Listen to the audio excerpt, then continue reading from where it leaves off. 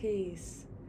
Thank you so much for tuning into Natural Intel. Today is Rhythmic Moon 23 on the 13-moon calendar, and we're just about less than a month away from entering the Year of the Tiger. So in my first video, I did a breakdown of Thoughts Are Things by William Walker Atkinson. And today for my second video, I kind of want to do a continuation of that and look into another book by him. This one is called Mind and Body, or Mental States and Physical Conditions. Like I introduced in the last video, William Walker Atkinson, he's an author from Baltimore, Maryland, and the main subject he gets into is mental science. He's known to be an important figure in what they call the New Thought movement, which was popular around the 1900s. And essentially that movement is built on ancient thought. So from ancient civilizations came the high sciences out of Africa: Kemet, Moorish science, Mayan science, Hinduism, Taoism, and indigenous sciences all over the world, shamanistic practices all over the world. So in the last video that I did, I kind of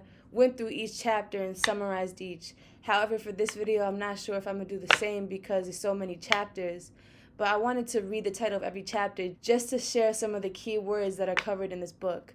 So chapter 1 is the subconscious mind. Chapter 2 is the sympathetic system. Chapter 3 is the cell minds. Chapter 4 is the mental basis of cure. Chapter 5 is the history of psychotherapy. Chapter 6 is faith cures. Chapter 7 is the power of the imagination. Chapter 8 is belief and suggestion. Chapter 9 is psychotherapeutic methods. And chapter 10 is the reaction of the physical. So just from the names of each chapter, you kind of get that the theme of this book has to do with healing the body with the mind, using mental thought to heal the physical body, heal physical conditions. So I just wanted to start this video by saying that this is a perspective. The importance of perspective is that it gives you the opportunity to expand your approach to things. Now, there might be people watching this video that think it's not possible to heal the body with the mind. I'm not saying that everybody could do this in every situation. However, I am saying that anybody can do this in any situation, which has been proven time and time again by people all over the world, scientists, spiritualists alike. Another thing is that in reading the book and researching and preparing my notes for this video, there's just so much to say about this topic, but I wouldn't be able to cover it all in one video. So I just wanted to share something that I would always tell to my students in a class, which is that after a class together, it's not so that you now know, it's so that now you know how much you don't know, so that you might take it upon yourself to go do further research, that it might inspire you to learn more on your own. So with that light, I'm sharing this video. And like I said, there's so many scholars and shamans who make up the world of mental healing. And I want to give a shout out to one of the most amazing master teachers, master healers out there, who's the first person I learned that it was possible to heal the body with the mind from, who was Dr. Jewel Pookrum. Shout out to somebody I love dearly, Kamika, for introducing me to her. But Dr. Jewel, she runs the Jewel University of Immortal Sciences for Immortal Living. And a lot of her scholarship goes into being able to achieve the perfect state of health, being able to achieve immortal health. So on her website, it says, with the philosophy that the human body is a whole entity in which the anatomical structures, physical functions, and emotional states are interdependent and reciprocal in relationship, she has assisted thousands in healing. And I wanted to mention that particular line because Western logic, it looks at the body's systems as separate rather than the whole body working together at once. And the human body is not just a machine, but rather a living ecosystem. I also bring that up because that's something that I wanted to address in this book, something that I disagree with, which is I feel like at moments there's a portrayal that ancient cultures don't have this understanding or don't know the science when they are the originators of the science. In fact, the father of medicine is Imhotep from Kemet, from ancient Egypt.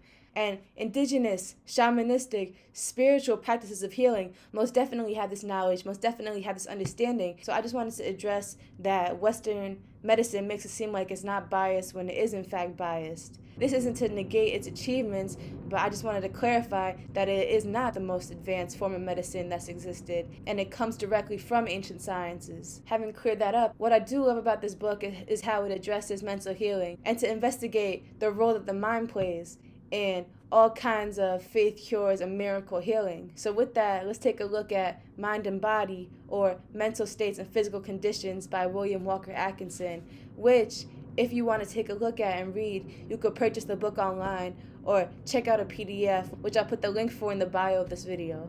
Alright, so the first chapter is called The Subconscious Mind. We basically have two minds, the conscious mind and the subconscious mind. The conscious mind is basically the direct mind, the mind that you use to think, the mind that uses logic. The subconscious mind is the directed mind.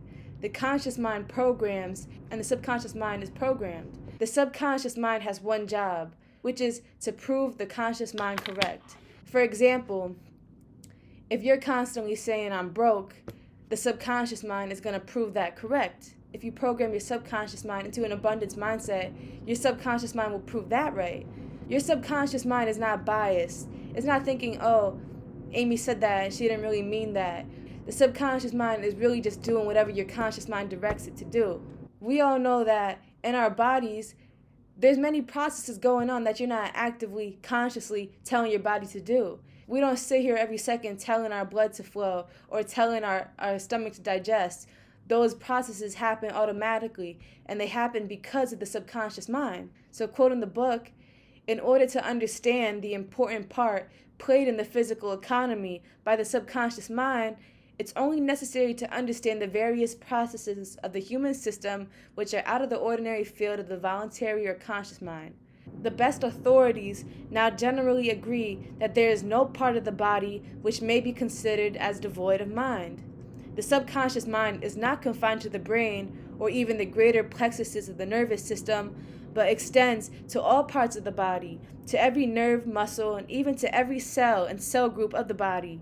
The functions and processes of the body are no longer considered as purely mechanical or chemical, but are now seen to be the result of mental action of some kind or degree. Therefore, in considering the subconscious mind, one must not think of it as resident in the brain alone, but rather as being distributed over the entire physical body. There is mind in every cell, every organ, every muscle, every nerve. So like I was just saying about the subconscious mind, its primary job is to prove the conscious mind correct. That concept through this book, and as referred to by psychology, is called suggestion. Suggestion is basically the suggestion of your own conscious mind or of influences outside of you that give suggestions to your subconscious mind, which it then carries out. Now that we've addressed the subconscious mind, Chapter 2 is called The Sympathetic System. The book says, in physiology, the term sympathetic is used in the sense of reciprocal action of the different parts of the body on each other. This is just addressing the holistic workings of the body. And this paragraph in the book ties all these words together. When it is seen that the vital activities of the physical body are ruled, governed, and controlled by the sympathetic system, animated by the subconscious mind, and that the subconscious mind is amenable to suggestion from the conscious mind and from outside, we may begin to get a glimmer of the great light which illuminates the principle of mental healing. So this method of mental healing is using suggestion or autosuggestion to direct the subconscious mind, which then directs the sympathetic system to restore and repair the functions of the body. The third chapter is called Cell Minds. And just to summarize this chapter pretty quickly, a cell has intelligence, it's living. A cell group works together, there's intelligence there. And every organ in our body has intelligence. Now, Chapter 4, The Basis of Cure, talks about how every organ actually has a mind of its own. This is a quote by Dr. Paul Edwards, who also talks about the science of mental healing. He said, "This idea of each organ having a mind of its own, being practically an entity, in fact, may be somewhat startling to those who have never had the matter presented to them. But the statement is backed up by the best scientific authorities who, however, do not usually state it in so plain terms or popular form. It's likely that the science of the future will make some great discoveries regarding this matter of the collective mind of the organs, and that the schools of medicine will adapt the new knowledge of the treatment of disease. In the meantime, the practitioners of mental healing are availing themselves of this principle, often without realizing the principle itself." In the quote that I just read by him, he was saying that it's likely the science of the future will make these discoveries. However, like I stated in the beginning of the video, this science has been known since ancient times. I'm going to give an example. In esoteric Taoism exists the concept of Taoist body gods. So actually, every part of your body has its own particular god. And the Taoist spiritual practice teaches you how to meditate in order to connect to, control, and bring healing to those organs through those gods. This is such an interesting science that I want to also just mention this from this essay, Taoist Imagery of Body and Cosmos. It says, body gods, or Sen, are divine entities believed to reside in various parts of the body, ranging from major centers such as head, eyes, and navel to the 5 inner organs, Wuzang, including heart, spleen, and kidneys. One of the earliest Taoist scriptures on the subject is the Jing, Scripture of the Great Peace.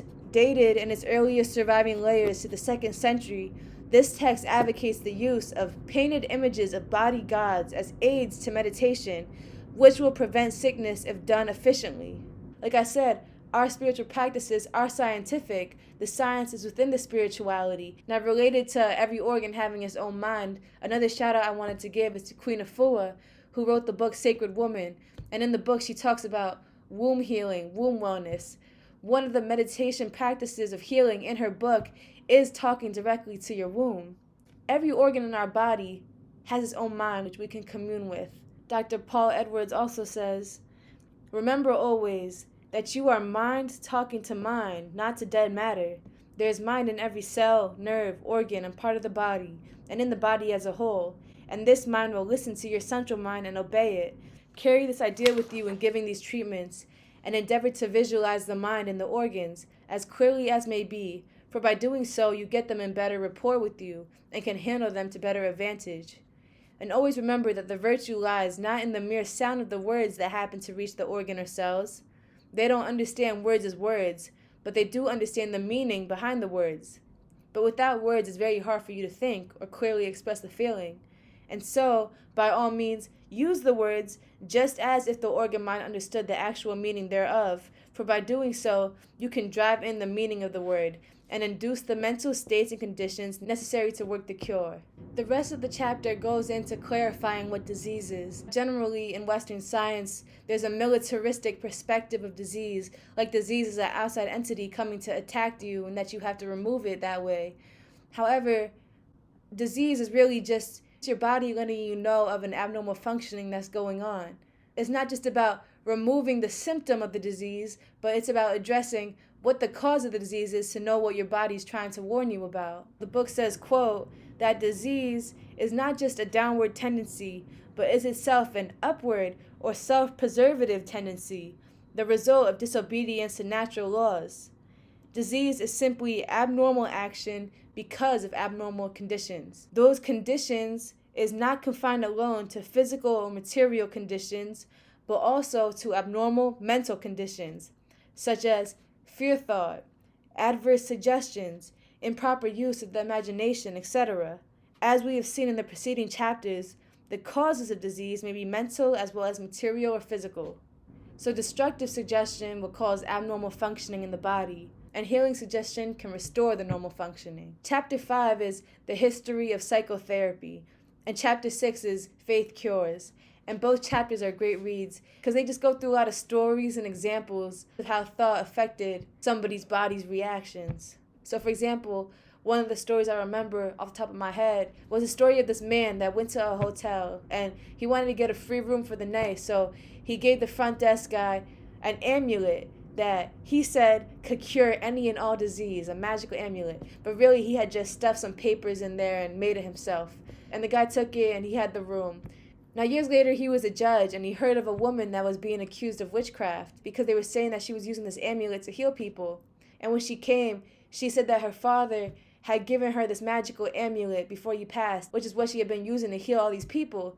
And after seeing that that was the amulet that he gave her all those years ago at the hotel, he let her free. It really wasn't the amulet that had the power. It was the people who believed that the amulet was so powerful, and that faith in his power is what cured their bodies. So that's what a faith cure is. So the last 3 chapters I'm going to summarize together. Chapter 8 is belief and suggestion. Chapter 9 is psychotherapeutic methods. And Chapter 10 is the reaction of the physical. So now that you understand that you could use suggestion to direct the subconscious mind to control the physical functions of the body, how can you use this information for yourself? How can you apply this knowledge? One of the main ways is a method I'm sure a lot of people are familiar with, especially in this day and time, which is affirmations. Most people know I am affirmations like I am safe, I am intelligent, I am healthy, I am powerful, I am whole, I am complete, I'm enough, are used to program the subconscious mind. In this book, in relating to suggestive therapeutics, that's called autosuggestion. I wanted to read these health affirmations that the book shares, which is from a journal published in Chicago several years ago called Universal Truth. So these are the affirmations they give for general health treatment. Perfect health is my external birthright. I have health of intellect, therefore I have wise judgment and clear understanding. I am morally healthful, therefore in all my dealings I love to realize that I am quickened by the spirit of integrity. Healthfulness of soul gives me a pure heart and righteousness of motive in everything I do. Meditation upon the health of my real being outpictures in physical health and strength, and even temper, joyous spirits, and in kind words. My health is inexhaustible, because I keep my eyes steadily fixed upon its eternal principle, and my mouth filled with words of its omnipotence. The Father and I are one in purpose, alike in substance, and one in manifestation. And as you heard, they sound pretty religious. So I'm going to read this paragraph in the book. It says, while to the orthodox practitioner of medicine, those affirmations and treatments may seem to be nothing but a ridiculous conglomeration of mystical, religious, and metaphysical terms without sequence, logical relation, or common sense, it's true that statements and treatments similar to the above have successfully healed man, cases of physical ailments. There are thousands of people who would testify that they were healed in a similar manner, and the majority of them believed that there was some particular and peculiar virtue in the formula used, or in the theories and beliefs upon which the formula was based. But the unprejudiced student of suggestion will readily see that the real healing force was with the mind and being of the patient themselves, and that the faith, belief, and expectant attention was aroused by the formula and the theories. The principle is of all faith cures, principle of suggestion. So if you do some research online, you could find affirmations that address every organ and every part of your body. Or you could come up with your own affirmations. Now finally, to wrap up this video, and the overall summary of this book is the power of the mind over the physical conditions of the body. I really wanted to take it upon myself and delve into this topic because I think it's so necessary for these times. To all my viewers, I want to tell you, you have the power to overcome anything and exist in a high state of wellness. I hope that this video offered you a new perspective that could be of use to you. If you have any questions or want to ask for more resources, you could reach out to me directly. Feel free to like, comment, and subscribe. Thank you so much for tuning in. My name is Amy Nishama, and this is Natural Intel. Peace.